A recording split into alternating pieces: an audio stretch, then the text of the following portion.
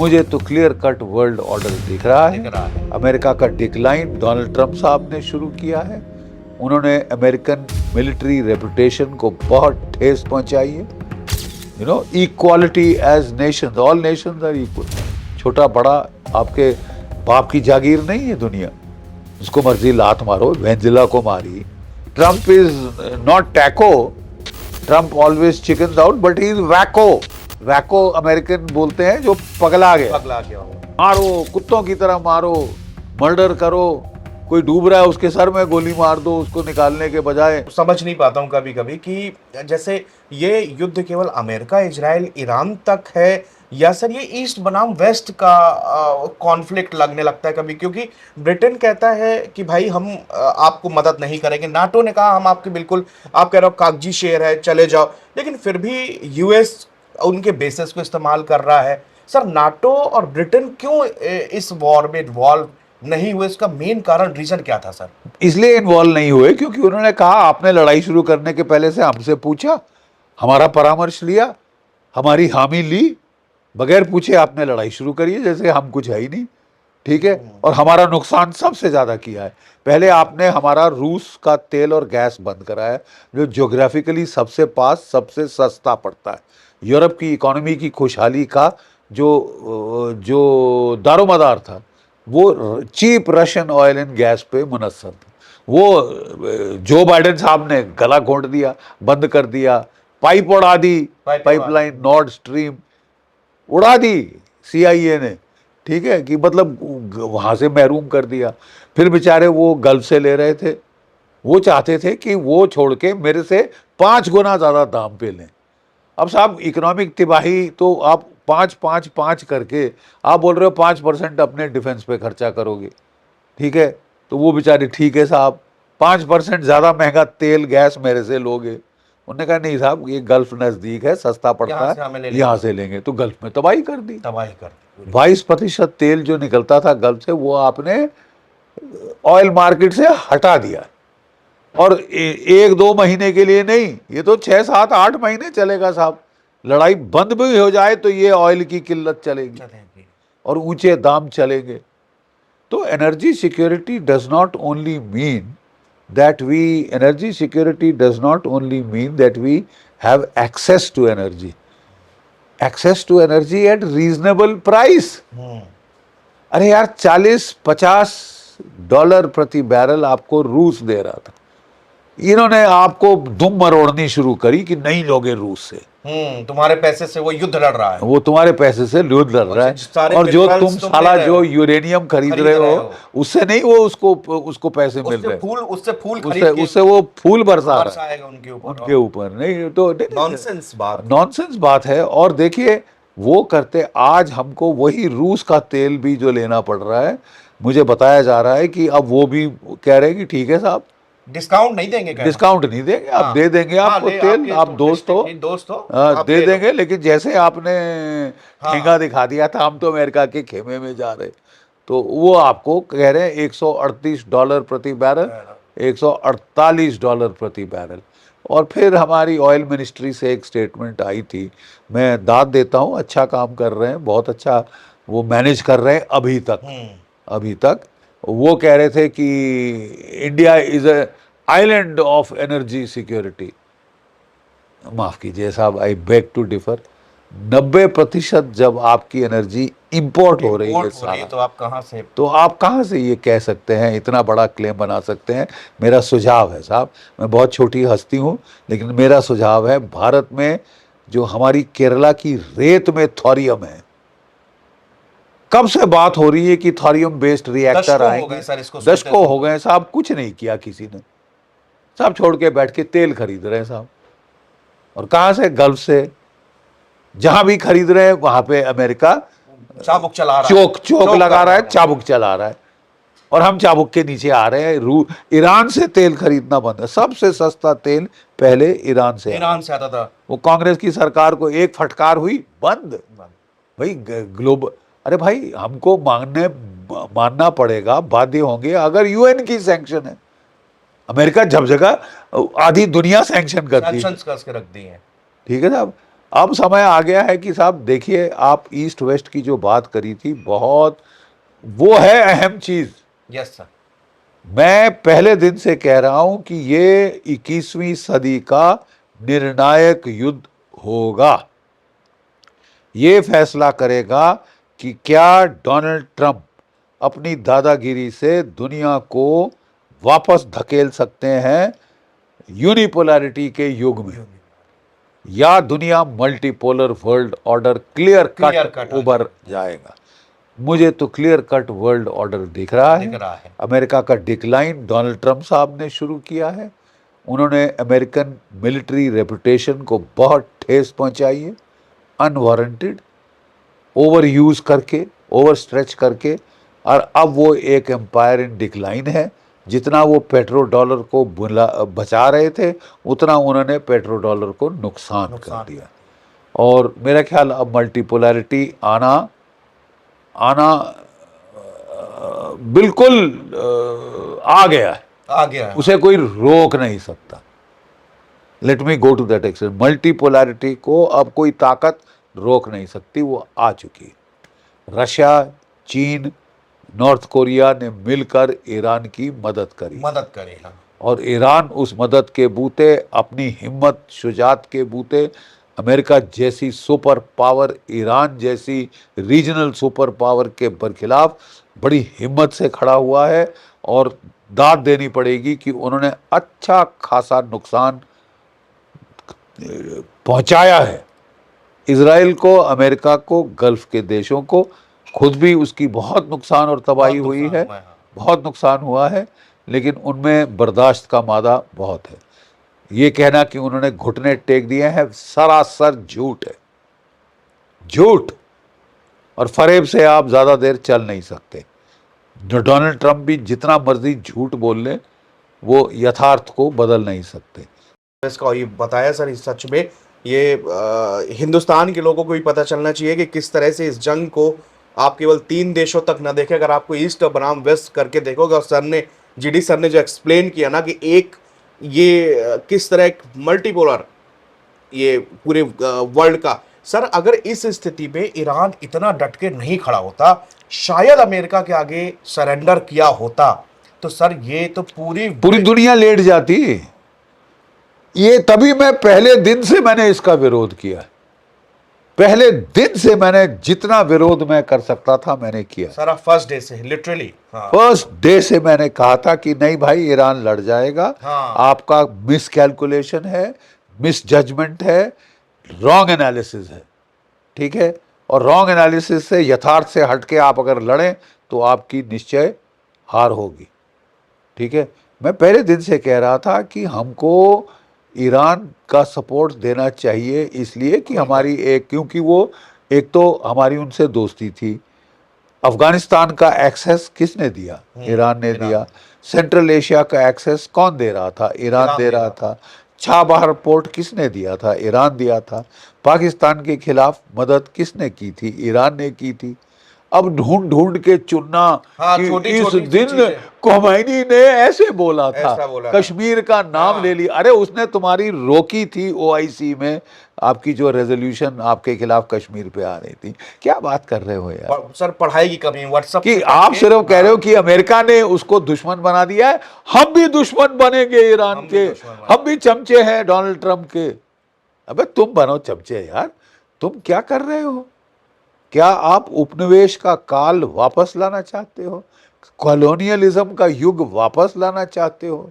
Third world country, अभी इतनी शान से भारतीय पासपोर्ट दिखा के घूमते हो, कल क्या आप एक गुलाम देश बनना चाहते हो? तो you have to be very clear at what is at stake. What is at stake is the third world's इज्जत, sovereignty, you know, equality as nations, all nations are equal. छोटा बड़ा आपके बाप की जागीर नहीं है दुनिया। जिसको मर्जी लात मारो। वेनेजुला को मारी, ईरान को मारी, क्यूबा को मारने की तैयारी कर रहे हैं, कनाडा को, ब्राजील को धमकाते हैं, ग्रीनलैंड को पकड़ लेने की वो धमकी दे, पैसे से खरीद लेकर इतना पैसा लो बिक जाओ। नहीं नहीं, वो तो हमले की बात कर रहे हैं ना साहब। हम तो नहीं दोगे पैसे से तो हम ले लेंगे। क्योंकि हमको वहां की रेयर अर्थ चाहिए। तो कल भारत में भी रेयर अर्थ है, तो वो भी आपको चाहिए। म्यांमार में गदर कर रहे हैं कि भारत के थ्रू कर रहे हैं, गदर कर रहे हैं। अरे क्या बात है यार, म्यांमार में तख्ता पलटोगे ताकि रेयर अर्थ वहां की तुम पकड़ो, हमें क्यों नहीं मिले? हमारा पड़ोसी है, हमको भेजना चाहता है, हमें क्यों ना दे? नॉर्थ ईस्ट रीजन में भी सारे लोग अभी पकड़े गए, जो देखिए यूक्रेनियंस एंड अमेरिकन बिल्कुल। वहीं जा रहे थे, और ड्रोन का उनका पूरा अरे प्लान साहब, था। ड्रोन वो कह रहे हैं कि नहीं हमारे खिलाफ नहीं कर रहे थे, वो कर रहे थे म्यांमार के खिलाफ। हाँ। लेकिन साहब ड्रोन तो हमने चलते देखे हैं मणिपुर में, हाँ, ड्रोन देखे थे हमने बिल्कुल। मणिपुर के अंदर। तो ये कहना कि वहां के जो इंसर्जेंट हैं वो यहाँ गफलत कर रहे हैं, यहाँ गफलत। हमको अटैक करना पड़ा था उनके ऊपर। अब पता नहीं साहब, मुझे नहीं समझ आया कि अमेरिका से ये मोहब्बत की वजह क्या वजह है, क्या है? उसने हाँ। किया क्या है? हमको भी समझा दो साहब, मैं मंद बुद्धि हूँ, मुझे समझा दीजिए कि अमेरिका ने क्या किया है सिवाय आपके लात पे लात मारने, kick you in the bloody teeth. हर किस्म से आपको उन्होंने जो है आपको नुकसान पहुंचाने की कोशिश सर की है। हमेशा से 47 के बाद अब तक सर इसका कभी ऐसा नहीं हुआ कि हिंदुस्तान के लिए नहीं, 30 साल का एक फेज था यार जिसमें हमने बड़ा जोर लगाया, अमेरिकन डिप्लोमेट्स ने बड़ा जोर लगाया, न्यूक्लियर डील हुई, ये सब हुआ। वो बोला साहब चीन के खिलाफ अगर लड़ना है तो भारत जरूरी। अब ये कह रहे हैं जाए भाड़ में भारत। ये तो बोल दिया है हाँ। कि ये बुला के देख लो, क्वाड में चलिए। अब कॉर्ड कॉर्ड कॉर्ड करे जा रहे हो ना कि ज़्यादा जरूरी है, ब्रिक्स से ज़्यादा अच्छा है, और वो शंघाई एससीओ से ज़्यादा अच्छा है कि हम कॉर्ड में रहें। अमेरिका हाँ। दादागिरी कर रहा है, दादा के साथ रहें। अरे साहब घुटने मत टेको, ईरान से सीखो। उसने घुटने नहीं टेके, थर्ड वर्ल्ड की इज्जत ईरान ने रख ली। हमको खराब लग रहा है कि हमारे दो दोस्तों के बीच युद्ध है, इजराइल और ईरान के बीच युद्ध है, लेकिन इजराइल अब अमेरिका के साथ लेके लड़के एक थर्ड वर्ल्ड कंट्री को खत्म करने की कोशिश कर रहे हैं। अगर आपको बुरा लगता है कि ईरान ने कहा है कि वी विल डिस्ट्रॉय इजराइल, तो अब आप तो कह नहीं रहे, आप कर रहे हैं डिस्ट्रक्शन ऑफ इजराइल, अमेरिका के ऑफ ईरान अमेरिका के साथ मिलके। तो वो भी जायज नहीं है ना साहब। अगर ईरान गलत है तो फिर आपका भी ये गलत है। 6000 साल पुरानी सभ्यता को आप सवा सत्यानाश करके छोड़ो, टुकड़े टुकड़े करो, पाषाण युग में पहुंचा देंगे, तुम उसी लायक हो। उसी लायक हो। किस तरह की जुबान।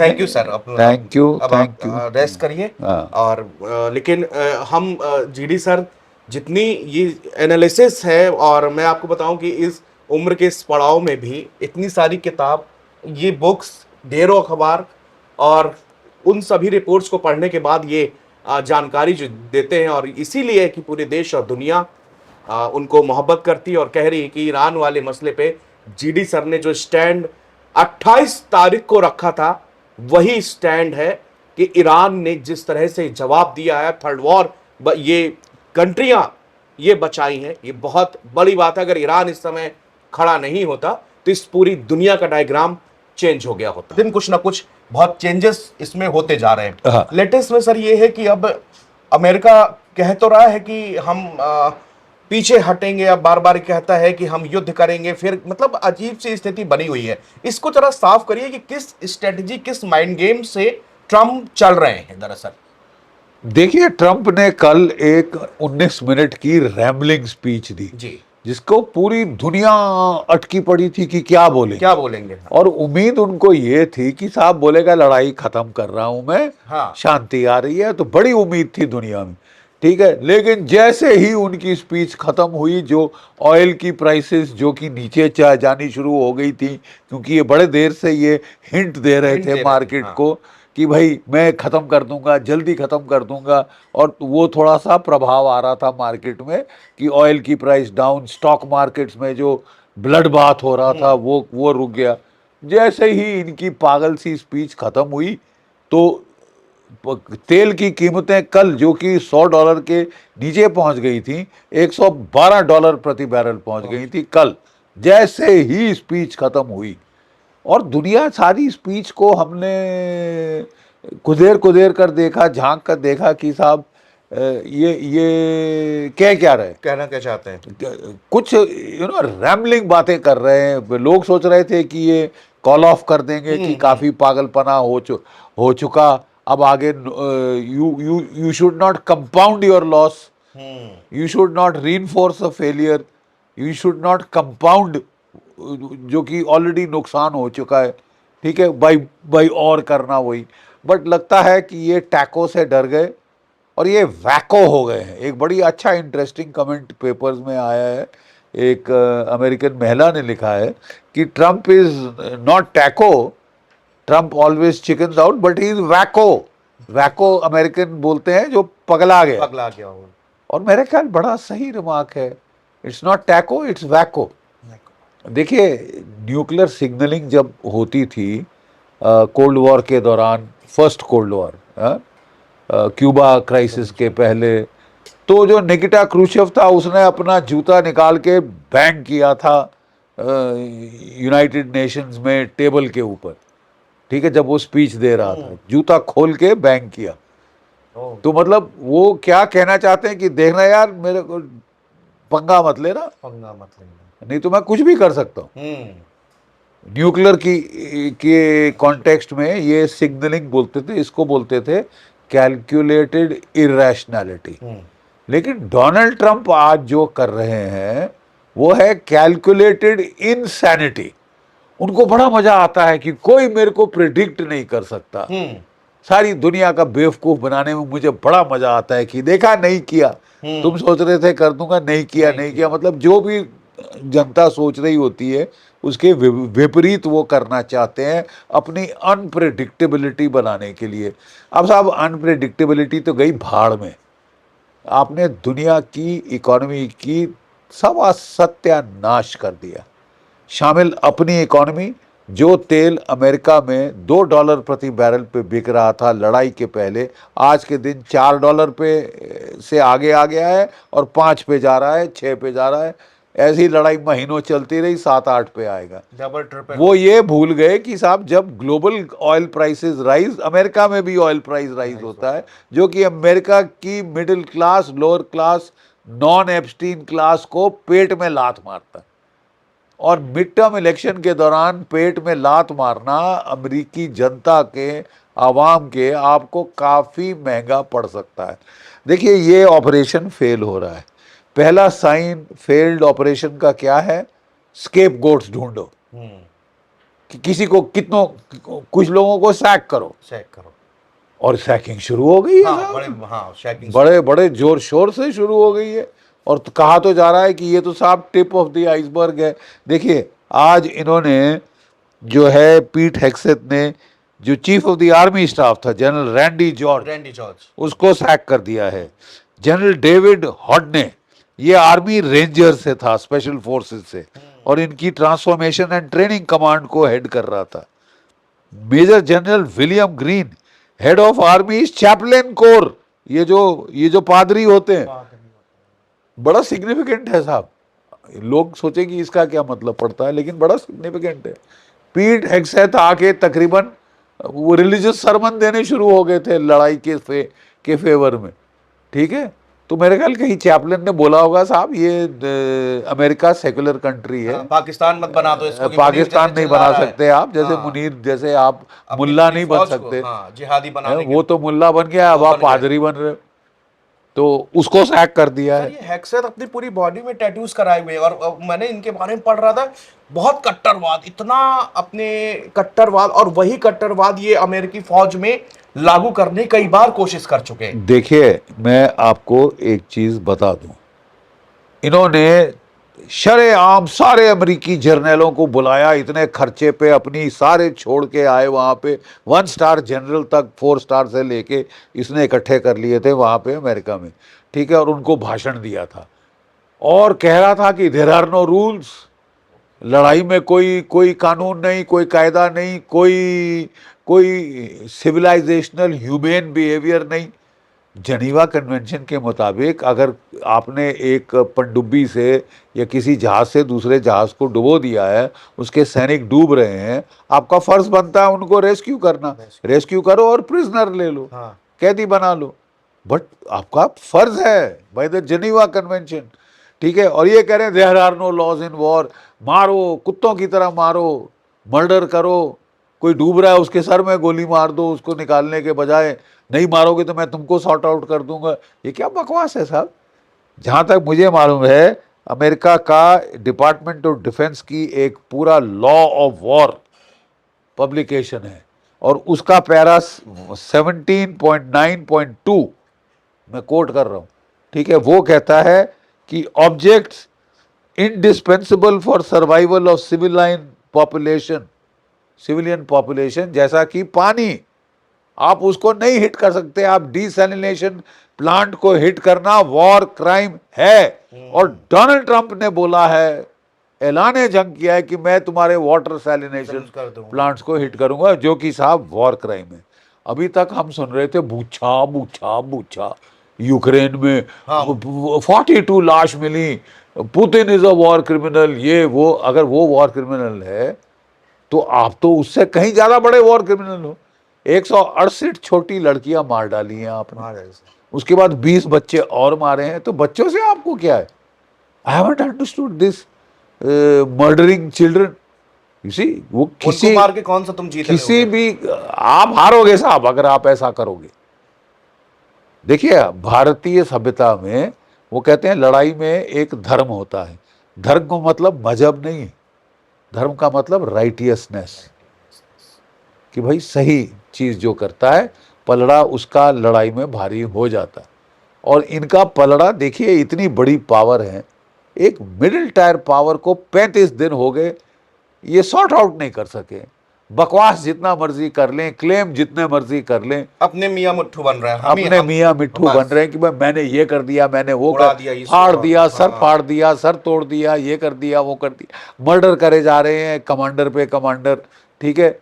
वो कहते हैं साहब जब तक हमारा आखिरी सिपाही है हम तब लड़ेंगे, तक लड़ेंगे, आखिरी सांस तक लड़ेंगे। आखिरी सांस तक लड़ेंगे, तुम्हारी ऐसी तैसी करें। ये कह रहे हैं उनकी सारी मिसाइल बर्बाद कर दी, सारा कुछ बर्बाद कर दिया, एयरफोर्स बर्बाद। एयरफोर्स तो थी ही नहीं, एयरफोर्स तो वियतनाम ईरा मतलब 1970 की दशक के पुराने घसीटे पिटे जहाज थे साहब, जिसके स्पेयर पार्ट नहीं मिलते आजकल, मैन्युफैक्चरिंग बंद हो गया है। फैंटम्स अमेरिकन, टॉम कैट जो कि शाह ने खरीदे थे अमेरिका से, उस वक्त वो लेटेस्ट थे 1970। आज वो पता नहीं 50 साल से ज़्यादा आउटडेट हो गए हैं साहब, ठीक है। तो हमने वो बर्बाद कर दी, हमने छोटी चुनटा सी नेवी थी वो बर्बाद कर दी। असली क्या है उसका लड़ने का आला? Ballistic missile, cruise missile, anti ship missile, drone, drones, killer drones. Killer drone, Shahid drone, जो कि रूस ने इस्तेमाल किए, इतने अच्छे थे। और रूस ने उनको उसमें ग्लोनास का लगाया जीपीएस के बदले, अमेरिकन जीपीएस के बदले ग्लोनास फिट किया और उसमें इलेक्ट्रॉनिक जैमिंग के बरखिलाफ चीज़ें फिट करके इनको दे दी ईरान को। समझ रहे? गेरान 1, गेरान 2, मतलब अब ऐसे मिसाइल हैं जिनको अमेरिका जैम नहीं कर सकता, मार नहीं गिरा सकता, और वो पूरा पेनिट्रेट कर रहे हैं साहब। इसके जो भी मिसाइल फायर कर रहा है वो ऑलमोस्ट 80% पेनिट्रेट कर रहे हैं इसराइल के ऊपर, अमेरिका के जो बेसिस हैं गल्फ में उनके ऊपर। और कैसी मार मारी है साहब। एक वो सऊदी अरेबिया में बेस को हिट किया, एक एवैक E3A दो सेंट्री, टुकड़े में बट गया था इधर उधर, वो उसकी आग लग गई फोटो दुनिया ने देखी। और जो KC-135 Boeing tanker, Boeing tanker 4 वहां पे बर्बाद कर दिए, 5 जहाज जल रहे थे, और सैटेलाइट फोटो दिखाई साहब, ये नहीं कि शरेआम क्लेम्स। अब कहा जा रहा है कि साहब इनके पास जो है ईरान को दे दिए हैं रूस ने S-400 मिसाइल्स, जो जो हमारी डिफेंस सिस्टम, जिसके वजह से हमारी जीत हुई थी जीत हुई ऑपरेशन ऑपरेशन सिंदूर में। अगर वो आ गए, और लगता है आ गए, क्योंकि जितने आज F-35 फिर गिरा, हाँ F-35 गिरा है। आज F-35 गिरा है साहब। ये लड़ाई हूड़मती पागलपने में, बगैर सोचे समझे, बगैर कोई स्ट्रैटेजी बनाए, बगैर कोई एग्जिट प्लान स्ट्रैटेजी बनाए लॉन्च कर दी लड़ाई। पहले कर दो फिर देखी जाएगी, अरे ऐसे मसल देंगे 48 घंटे में ख़त्म हो जाएगी। अरे सिर्फ 148 घंटे में खत्म हुई है। अब तो कम से कम आपको समझ आ जानी चाहिए ना। अब समझ में आ जाना लेकिन चाहिए। अब साहब जब अमेरिका के अंदर ये विरोध शुरू हो गया है, अगर इन जर्नैलों को सैक किया है, इसका मतलब उन्होंने अपोज किया होगा अपोज किया होगा। Use of ground forces. एक तो रेंजर का है, स्पेशल फोर्सेस को उसने बोला होगा कि मराओ मत, बड़ी हाई क्वालिटी मैन पावर है, ऐसी चवन्नी में जाने मत फेंको। कि क्या व्हाट इज योर ऑब्जेक्टिव, करना क्या चाहते हो वो तो बता दो। वो तो अभी तक दुनिया को आप बता नहीं पाए, हर रोज कोई बदली होता है ऑब्जेक्टिव है। और अब अपने आप को ये ऑफ रैम्प कहते हैं, 2-3 हफ्ते और मारूंगा, 2-3 हफ्ते लड़ाई और चलेगी। नेतन्याहू साहब कह रहे हैं अभी तो हम आधे रास्ते पहुंचे अभी हैं, आधे रास्ते पहुंचे हैं अभी तो ये। 1-1.5 महीना और चलनी है।